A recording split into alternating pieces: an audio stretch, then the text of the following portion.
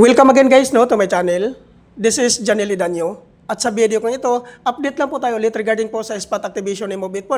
Kailan po ba ito gaganapin? Gaganapin po ito guys sa September 27, 2025 po. At saan po ba ito matatagpuan? Matatagpuan po ito guys sa ADAS Covered Court, Bacoor, Cavite. Yan po ang pinaka-pin location po ng ating spot activation po. Kung ikaw po ay isang professional driver's license holders at gusto pong maging isang part ng Mobit Rider, sumali na po kayo sa programa na ito. Ano po ba ang age qualification na pwede po dito?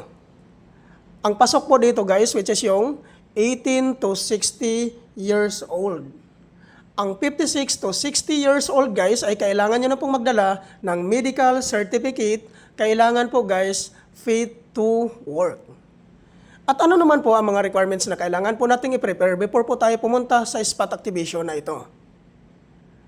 Ang number 1 po na requirements dito guys, which is yung professional driver's license.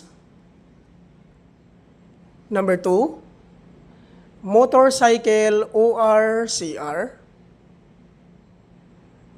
Number 3, NBI clearance.